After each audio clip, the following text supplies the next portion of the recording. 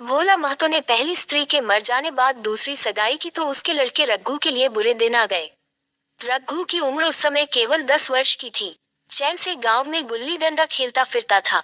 माँ के आते ही चक्की में जुटना पड़ा। पन्ना रूपवती स्त्री थी और रूप और गर्व में चोली दामन का नाता है। वो अपने हाथों से कोई काम न करती। गोबर रघु निकालता, बैलों को सानी रघु देता। रघु ही जूठे बर्तन मांजता। भोला की आंखें कुछ ऐसी फिरी कि उसे अब रघु में सब बुराइयां ही बुराइयां नजर आती। पन्ना की बातों को वह प्राचीन मर्यादानुसार आंखें बंद करके मान लेता था। रघु की शिकायतों की जरा परवाह न करता। नतीजा ये हुआ कि रघु ने शिकायत करना ही छोड़ दिया। किसके सामने रोए? बाप ही नहीं, सारा गांव उसका दुश्मन था। बड़ा जिद्दी लड़का है। पन्ना को तो कुछ समझता ही नहीं। बेचारी उसका दुलार करती है, खिलाती पिलाती है, यह उसी का फल है। दूसरी औरत होती तो निबाह न होता। वो तो कहो, पन्ना इतनी सीधी सादी है कि निबाह होता जाता है। सबल की शिकायतें सब सुनते हैं, निर्बल की फरियाद भी कोई नहीं सुनता। रघु का हृदय माँ की ओर से दिन दिन फटता जाता था।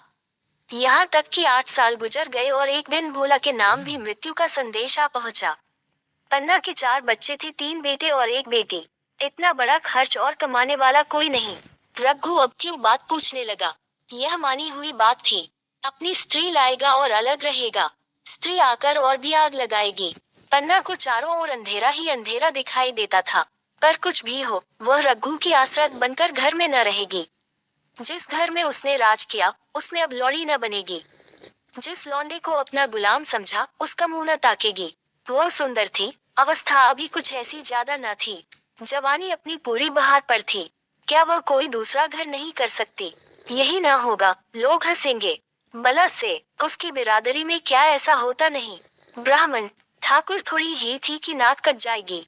ये तो उन्हीं ऊंची जातों में होता है कि घर में चाहे जो कुछ करो, बाहर पर्दा ढका रहे। वो तो संसार को दिखाकर दूसरा घर कर सकती है, फिर वह रघु की दबेल बनकर क्यों रहे? भोला को मरे 1 महीना गुजर चुका था। संध्या हो गई थी। पन्ना इसी चिंता में पड़ी हुई थी कि सहसा उसे ख्याल आया, लड़के घर में नहीं है। ये बैलों के लौटने की बेला है, कहीं कोई लड़का उनके नीचे न आ जाए। अब द्वारा पर कौन है जो उनकी देखभाल करेगा? रघु को मेरे लड़के फूटी आंखों नहीं भाते। कभी हंसकर नहीं बोलता। घर से बाहर निकली तो देखा, रघु सामने झोपड़े में बैठा ऊख की गंडेरिया बना रहा है।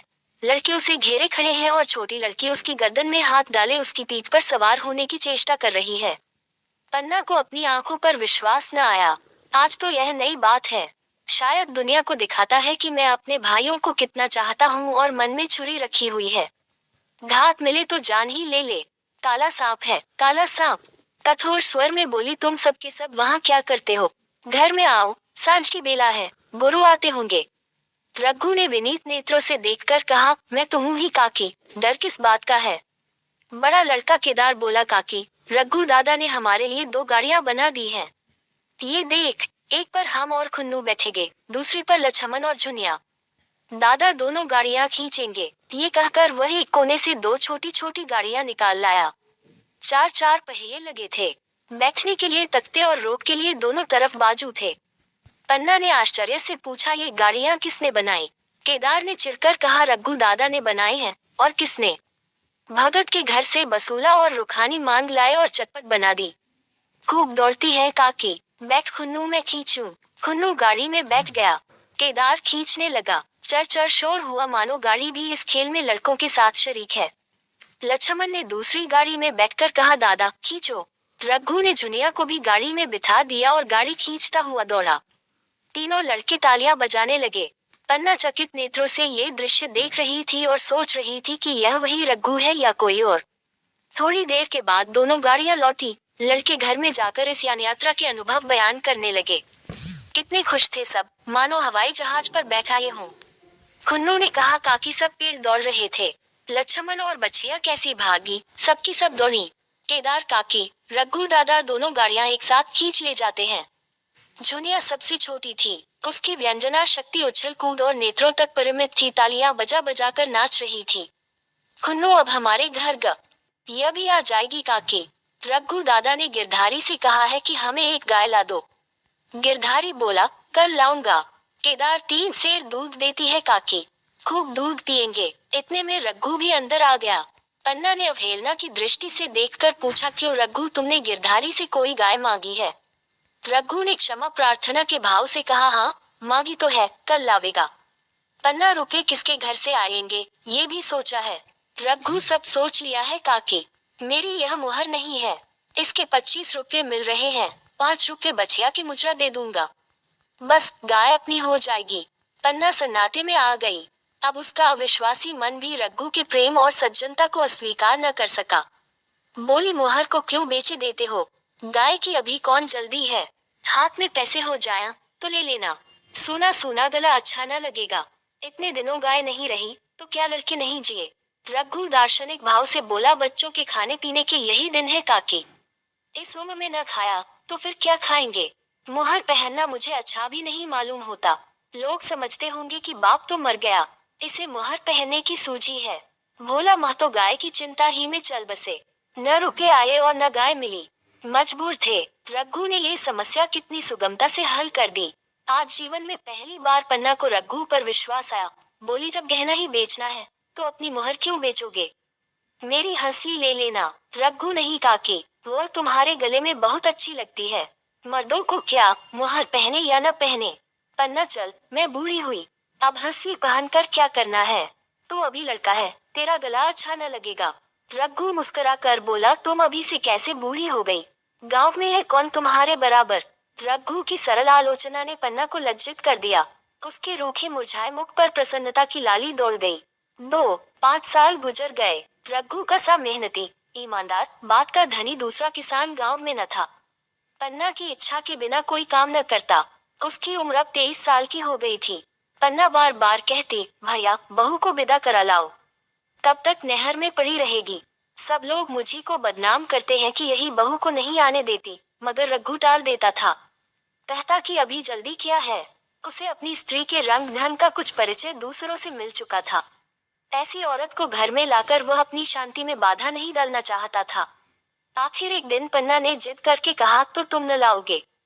कह दिया कि अभी कोई जल्दी नहीं। तुम्हारे लिए जल्दी न होगी, मेरे लिए तो जल्दी है। मैं आज आदमी भेजती हूँ। पछताओगी काकी, उसका मिजाज अच्छा नहीं है। तुम्हारी बला से, जब मैं उससे बोलूंगी ही नहीं तो क्या हवा से लड़ेगी? रोटियां तो बना लेगी, मुझसे भीतर बाहर का सारा काम नहीं होता। मैं आज बुलाए लेती हूँ। बुलाना चाहती हो बुला लो, मगर फिर यह न कहना कि यह मेहरिया को ठीक नहीं करता, उसका गुलाम हो गया। न कहूंगी, जाकर 2 साड़ियां और मिठाई ले आ। तीसरे दिन मुलिया मैके से आ गई। दरवाजे पर नगाड़े बजे, शहनाइयों की मधुर ध्वनि आकाश में गूंजने लगी। मुंह दिखावे की रस्म अदा हुई। वह इस मरुभूमि में निर्मल जलधारा थी। गेहुआ रंग था, बड़ी बड़ी नोकीली पलकें, कपोलों पर हल्की सुर्खी, आंखों में प्रबल आकर्षण। रघु उसे देखते ही मंत्रमुग्ध हो गया। प्रातःकाल पानी का घड़ा लेकर चलती, तब उसका गेहुआ रंग प्रभात की सुनहरी किरणों से कुंदन हो जाता, मानो उषा अपनी सारी सुगंध, सारा विकास और उन्माद लिए मुस्कुराती चली जाती हो। 3 मुलिया मैके से ही जली भुनी आई थी। मेरा शौहर छाती फाड़कर काम करे और पन्ना रानी बनी बैठी रहे, उसके लड़के रईसजादे बने घूमे। मुलिया से यह बर्दाश्त न होगा। वो किसी की गुलामी न करेगी। अपने लड़के तो अपने होते ही नहीं, भाई किसके होते हैं? जब तक पर नहीं निकलते हैं, रघु को घेरे हुए हैं। जो ही जरा से आने हुए, पर झाड़ कर निकल जाएंगे, बात भी न पूछेंगे। एक दिन उसने रघु से कहा, तुम्हें इस तरह गुलामी करनी हो तो करो, मुझसे न होगी। रघु, तो फिर क्या करूं? तू ही बता। लड़के तो अभी घर का काम करने लायक भी नहीं है। मुलिया, लड़के रावत के हैं, कुछ तुम्हारे नहीं हैं। यही पन्ना है जो तुम्हें दाने दाने को तरसाती थी। सब सुन चुकी हूँ, मैं लौड़ी बनकर न रहूंगी। रुके पैसे का मुझे हिसाब नहीं मिलता। न जाने तुम क्या लाते हो और वह क्या करती है। तुम समझते हो रुपए घर ही में तो है, मगर देख लेना तुम्हें जो एक फूटी कौड़ी भी मिले। रघु, रुपए पैसे तेरे हाथ में देने लगूं तो दुनिया क्या कहेगी, ये तो सोच। मुलिया, दुनिया जो चाहे कहे, दुनिया के हाथों बिकी नहीं हूँ। देख लेना, भार लिपकर हाथ काला ही रहेगा। फिर तुम अपने भाइयों के लिए मरो, मैं क्यों मरूं? रघु ने कुछ जवाब न दिया। उसे जिस बात का भय था, वह इतनी जल्द से आ पड़ी। अब अगर उसने बहुत तथ्योथम्भो किया तो साल 6 महीने और काम चलेगा। बस आगे ये डोंगा चलता नजर नहीं आता। बकरे की माँ कब तक खैर मनाएगी? एक दिन पन्ना ने महुए का सुखावन डाला। बरसात शुरू हो गई थी। बखार में अनाज गीला हो रहा था। मुलिया से बोली, बहू जरा देखती रहना, मैं तालाब से नहाऊं। मुलिया ने लापरवाही से कहा, मुझे नींद आ रही है, तुम बैठकर देखो। एक दिन न नहाओगी तो क्या होगा। पन्ना ने साड़ी उतार कर रख दी, नहाने न गई। मुलिया का वार खाली गया। कई दिन के बाद एक शाम को पन्ना धान रोप कर लौटी। अंधेरा हो गया था। दिन भर की भूखी थी। आशा थी बहू ने रोटी बना रखी होगी, मगर देखा तो यहाँ चूल्हा ठंडा पड़ा हुआ था और बच्चे मारे भूख के तड़प रहे थे। पन्ना ने आहिस्ते से पूछा, आज अभी चूल्हा नहीं जला? केदार ने कहा, आज दोपहर को भी चूल्हा नहीं जला काकी। भाभी ने कुछ बनाया ही नहीं। पन्ना, तो तुम लोगों ने खाया क्या? केदार, कुछ नहीं, रात की रोटियां थी, खुन्नू और लक्ष्मण ने खाई। मैंने सत्तू खा लिया। पन्ना और बहू, केदार, वह पड़ी सो रही है, कुछ नहीं खाया। पन्ना ने उसी वक्त चूल्हा जलाया और खाना बनाने बैठ गई। आटा गूंथती थी और रोती थी। क्या नसीब है, दिन भर खेत में जली, घर आई तो चूल्हे के सामने जलना पड़ा। केदार का 14वां साल था। भाभी के रंग ढंग देखकर सारी स्थिति समझ रहा था। बोला, काकी, भाभी अब तुम्हारे साथ रहना नहीं चाहती। पन्ना ने चौंक कर पूछा, क्या कुछ कहती थी? केदार, कहती कुछ नहीं थी, मगर है उसके मन में यही बात। फिर तुम क्यों नहीं उसे छोड़ देती? जैसे चाहे रहे, हमारा भी भगवान है। पन्ना ने दांतों से जीभ दबाकर कहा, चुप, मेरे सामने ऐसी बात भूलकर भी न कहना। रघु तुम्हारा भाई नहीं, तुम्हारा बाप है। मुलिया से कभी बोलोगी तो समझ लेना, जहर खा लूंगी। 4 दशहरे का त्योहार आया। इस गांव से कोस भर एक कुर्वे में मेला लगता था। गांव के सब लड़के मेला देखने चले। पन्ना भी लड़कों के साथ चलने को तैयार हुई, मगर पैसे कहाँ से आए? कुंजी तो मुलिया के पास थी। रघु ने आकर मुलिया से कहा, लड़के मेले जा रहे हैं, सबों को 2-2 पैसे दे दो। मुलिया ने त्योरियां चढ़ाकर कहा, पैसे घर में नहीं है। रघु, अभी तो तेलहन बिका था, क्या इतनी जल्दी रुपये उठ गए? मुलिया, हाँ उठ गए। रघु, कहाँ उठ गए? जरा सुनून, आज त्योहार के दिन लड़के मेला देखने न जाएंगे।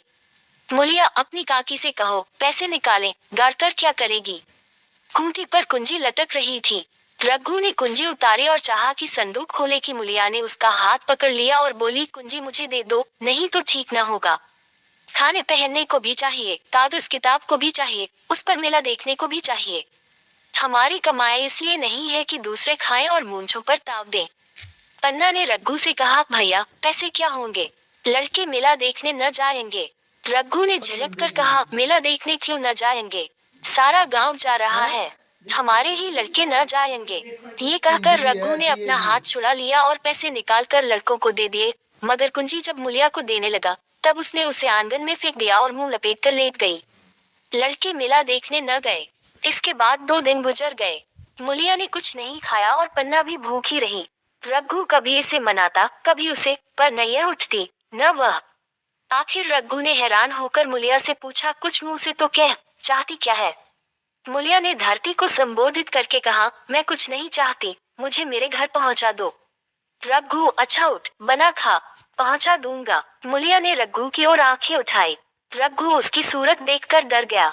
वह माधुर्य, वह मोहकता, वो लावण्य गायब हो गया था। दांत निकल आए थे, आंखें फट गई थी और नथुने फड़क रहे थे। अंगारे की सी लाल आंखों से देखकर बोली, अच्छा तो काकी ने ये सलाह दी है, यह मंत्र पढ़ाया है? तो यहाँ ऐसी कच्ची नहीं हूँ, तुम दोनों की छाती पर मूंग दलूंगी। हो किस फेर में? रघु, अच्छा तो मूंग ही दल लेना, कुछ खा पी लेगी, तभी तो मूंग दल सकेगी। मुलिया, अब तो तभी मुंह में पानी डालूंगी जब घर अलग हो जाएगा। बहुत झेल चुकी, अब नहीं झेला जाता। रघु सन्नाटे में आ गया। 1 मिनट तक उसके मुंह से आवाज ही न निकली। अलग होने की उसने स्वप्न में भी कल्पना न की थी। उसने गांव में 2-4 परिवारों को अलग होते देखा था। वह खूब जानता था, रोटी के साथ लोगों के हृदय भी अलग हो जाते हैं। तने हमेशा के लिए गैर हो जाते हैं, फिर उनमें वही नाता रह जाता है जो गांव के और आदमियों में। रघु ने मन में ठान लिया था कि इस विपत्ति को घर में न आने दूंगा, मगर होनहार के सामने उसकी एक न चली। मेरे मुंह में कालिख लगेगी, दुनिया यही कहेगी कि बाप के मर जाने पर 10 साल भी एक में निभाह न हो सका। फिर किससे अलग हो जाऊं? जिनको गोद में खिलाया, जिनको बच्चों की तरह पाला, जिनके लिए तरह तरह के कष्ट झेले, उन्हीं से अलग हो जाऊं। अपने प्यारों को घर से निकाल बाहर करूं। उसका गला फंस गया। कांपते हुए स्वर में बोला, तू क्या चाहती है कि मैं अपने भाइयों से अलग हो जाऊं?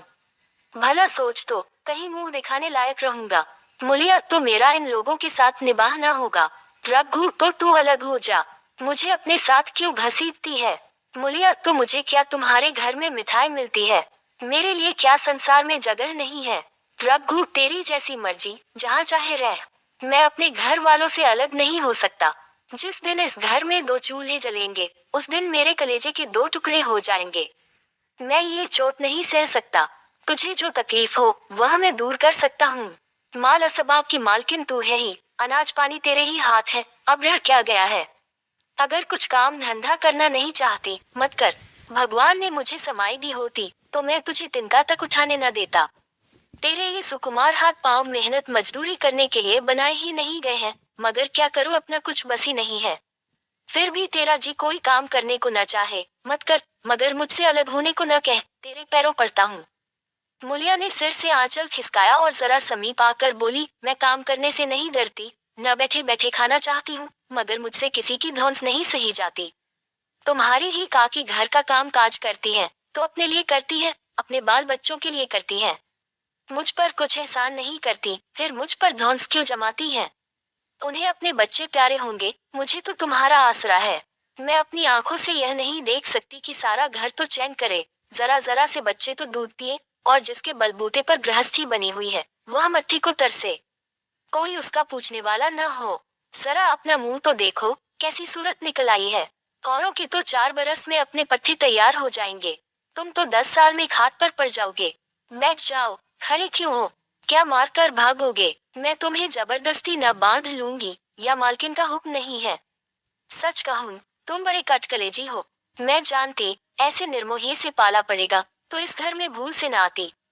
आती भी तो मन न लगाती, मगर अब तो मन तुमसे लग गया। घर भी जाऊं, तो मन यहाँ ही रहेगा, और तुम जो हो, मेरी बात नहीं पूछते। मुलिया की ये रसीली बातें रघु पर कोई असर न डाल सकी। वो उसी रुखाई से बोला, मुलिया, मुझसे यह न होगा। अलग होने का ध्यान करते ही मेरा मन न जाने कैसा हो जाता है। ये चोट मुझसे न सही जाएगी। मुलिया ने परिहास करके कहा, तो चूड़ियां पहनकर अंदर बैठो न। लाओ, मैं मूंछें लगा लूं। मैं तो समझती थी कि तुम में भी कुछ कस बल है। अब देखती हूँ, तो निरे मिट्टी के लोंदे हो। पन्ना दालान में खड़ी दोनों की बातचीत सुन रही थी। अब उससे न रहा गया।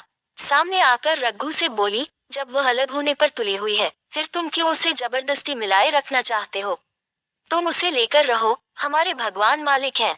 जब मह तो मर गए थे, और कहीं पत्ती की भी छांव न थी। जब उस वक्त भगवान ने निभाल दिया, तो अब क्या डर? अब तो भगवान की दया से तीनों लड़के सयाने हो गए हैं, अब कोई चिंता नहीं। रघु ने आंसू भरी आंखों से पन्ना को देखकर कहा, काकी, तू भी पागल हो गई है क्या?